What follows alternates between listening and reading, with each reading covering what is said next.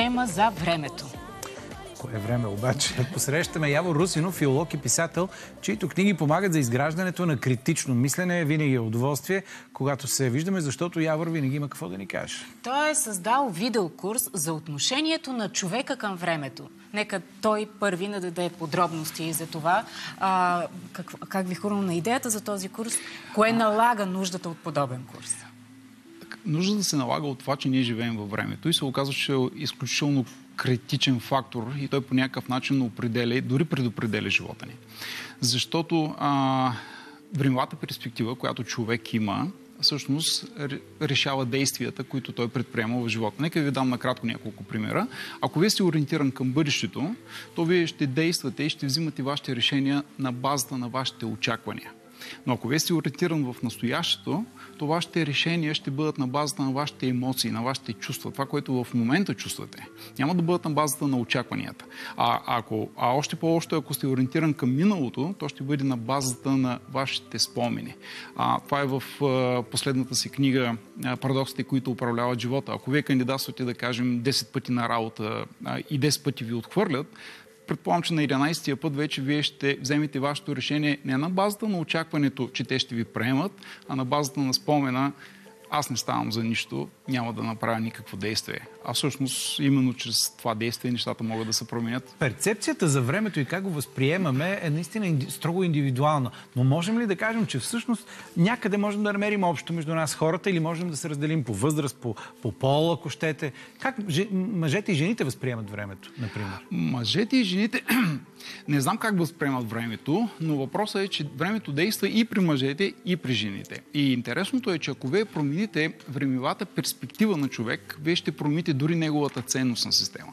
И това е особено интересно в областта на образованието, което виждам, че Мони и учителите се опитват да дадат качества на учениците, които принадлежат на една времева област, която е в бъдещето, но в същото време тези ученици живеят в настоящето. Те са две времеви вселени, които нямат връзка помежду си. Мога да ви дам един интересен случай в Присънската теологична семинария. Група студенти им дават им задача, лекция, да подготвят лекция за добрия самарянин. Знаете, за човек, който трябва да помогне. Разделят ги обаче на две групи, като на първата група повлияват на тяхната времева перспектива, т.е. им казват следното: всеки момент вашия изпит ще започне, вие трябва да бързате по най-бързия начин, да отидете там, за да се представите. Вижте как от бъдещето те ги пренасят в настоящето. Тръгвайки към залата, където ще се проведе изпита, психолозите поставят на техния път човек на улицата, който е паднал в беда. Познайте колко от тях са им помогнали. Нито един. А това е интересното, че става въпрос в Присънската теологична семинария, хора, които се подготвят за как да помогнеш на човек в беда. Именно. А в същото време... Тоест няколко парадокса в една времева линия. Да. Добре, оказва се, че всъщност нашето отношение към времето определя отношението ни към живота и въобще... Абсолютно към всичко. Абсолютно към всичко. Оказва се също, май, че то не е никак трудно да влияеш на времевата перспектива на човек. Принципно да, ако знаеш как да го правиш. Лошото обаче е, ако попаднеш сред приятели, сред среда, чиято перспектива обаче е в погрешната времева перспектива. Виждате, да дадем за пример училището. Децата дори да отидат с една добра времева перспектива, всички останали около тях, когато започнат да ги натискат в така наречения конформизъм, те започват да изместват своя времеви поглед и се сливат заедно с тълпата. Така че да, може лесно да се повлияе. Дори добрите адвокати в съда знаят как да задават въпроси, които да повлияят на времевата перспектива, защото между другото това също е интересно. Оказва се, че до голяма степен миналото или нашите спомени се базират на вяра, на това, което мислим, че се е случило в миналото. И отново има много интересни опити, в курса съм го разказвал и съм го развил, как наистина това се случва. Как? Нас ни става интересно, само как ви случва, да. Случва се. Интересното е така, правят друг интересен експеримент, в който на група наблюдаващи пускат катастрофа. След като свършва видеото, психолозите задават следните въпроси на една част от участниците. С каква скорост според тях се е случила катастрофата, а на другите питат с каква скорост според тях се е случил удара на колата. там, където на пръв поглед е едно и също, те гледат едно и също видео, оказва се, че там, където се използват правилните думи за катастрофа и така нататък, отговорът е скоростта е голяма, при другите скоростта е малка. Питат ги има ли пръснати стъкла. В реалност няма пръснати стъкла, но там, където въпросът е зададен с катастрофата, да, има пръснати стъкла. Много, много интересно, има много други подходящи примери, но всичко това нещо влияе на моментния ни избор. Какво правим ние в момента? Добре, тогава има ли правилна, добра времева перспектива? Има, да. И тя е комбинация, защото най-добра е по принцип, ако ги разделим минало, настояще и бъдеще, най-добра е бъдещата времева перспектива. Там са парите, там са успеха и така нататък. Но пък ако се съсредоточим само в бъдещето, общо взето може да си докараме инфаркт и притеснение. Имаме нужда и от настоящата времева перспектива, така наречения хедонизъм. Имаме нужда от почивка. Нали? Имаме нужда и от миналото, между другото. Доброто минало, добрите спомени, защото това дава корена на човека. Какви са дозите тогава? Дозите са като в отровата. Много добър въпрос. Умерено минало, умерено настояще и повече концентрация към бъдещето. Това звучи като един здравословен оптимизъм. Поне аз така го разчитам. Така е. Да. Колко обаче времеви перспективи има? Има 3 основни времеви перспективи. Това са, както казахме, бъдеще, настояще и минало. Но аз ще ви тези, които вземат курса, ще видят повече, но аз ще ви дам нещо друго интересно. В историята света наблюдава три перспективи за времето. Първата идва от гърците. Те са развили така наречената обреченост. Знаете, гръцката прословута драма, където човек няма никакво спасение за себе си. И забележете, този възглед върху времето, че всичко е предопределено, че орисниците са ти обрисали и в крайна сметка ти нямаш избор, води до бездействие. Другия възглед, който Ренесанса налага, е възгледа за прогреса. Но тук също е, и той води до оптимизъм. Но оптимизма, между другото, е гола вяра. Защо? Защото оптимизма... Защото ще ви кажа... ако имаме време, ще ви кажа много интересни неща. Защо? Защото прогреса дава идеята, че той се случва също неизбежно.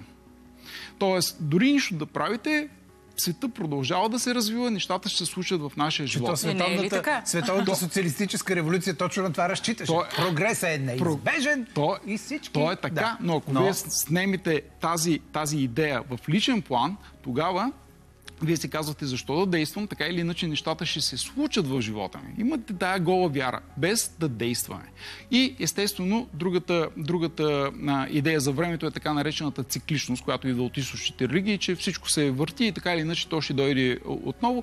И това води до идеята да приемеш живота си такъв какъвто е. Забележете, това убива действието. Но има една друга четвърта перспектива и това не съм го срещнал нито в учебници, нито въобще в преподаването. И аз наричам заветна перспектива и за разлика от гърците, това е изобретение на евреите. Това е идеята, че времето, то е линеарно, ние продължаваме напред, но там е важно действието. Ние можем да изкупиме времето, ние можем да поправиме грешките, ние можем да продължим напред и там нещата не са решени. Какво значи да изкупим времето? Да изкупим времето. Да изкупим времето е много интересна идея. Тя идва от апостол Павел, който през 65-та година от първи век пише едно писмо до ефесяните, в което им казва следното: изкупувайте времето. Но ако прочетете оригинала на гръцки, буквално се превежда платете откуп за времето. Сега концепцията става все по-объркана. Все по-объркана и все по-интересна. Първо, на кой да го платим този опит? И с какво се изразява? Така, изразява се с оползотворяване на свободното време. Защото ние тръгваме с една много погрешна презумпция в живота, че времето работи за нас. Не, времето не работи за нас. Времето не поробва. И ако вие не вложите, ако отидем отново при тинейджерите, при младите хора, те тръгват именно с тази презумпция. Да, времето работи за нас. Да, те имат добра идея, те мечтаят да постигнат нещо в живота. Трагедията е, че те се опитват да го постигнат с инструменти, които са в настоящата сфера. Тоест, ако само лежим, ако инвестираме в една криптовалута или нещо, нещо друго, което е на мода в момента, някак сега ще успея в този живот. Не, за да достигнеш и да успееш в живота, всички знаем. Имаме нужда от търпение, имаме нужда от това да придобием правилните умения, с които да послужим на хората, с които по някакъв начин те да ни заплатят в бъдещето. Имаме нужда от самоконтрол, имаме нужда от всички тези неща, които обаче се намират в сферата на бъдещето. Това са инструментите в бъдещето. И когато тинейджерите, младите хора започнат да оползотворяват своето време, Марк Цукърбърг е идеален пример. Приятелите на Марк Цукърбърг свидетелстват, че докато те играят игри, Марк програмира игрите. И на 23 години Марк плаща именно този откуп от времето. Той до 23 години изгражда уменията необходими да се откупи от времето. Създава Фейсбук. Сигурно е трябвало да може да ги играе игрите, за да може да ги програмира. Сигурно така е, но общо взето е въпрос на пропорции отново на времето. Той не е бил консуматора на игрите, той е създавал консуматори. Той го е създавал, именно, а не да бъдеш консуматор в това. Така, не съм сигурна, че разбрах как точно да подкупя времето, но... Да го откупиш, нямаме повече време да ви покажа. Тя иска да подкупва времето, както се казва, затова винаги има козметични салони. Но, кратък отговор, защото сме на края на този разговор. Каква е разликата между оптимизма и надеждата?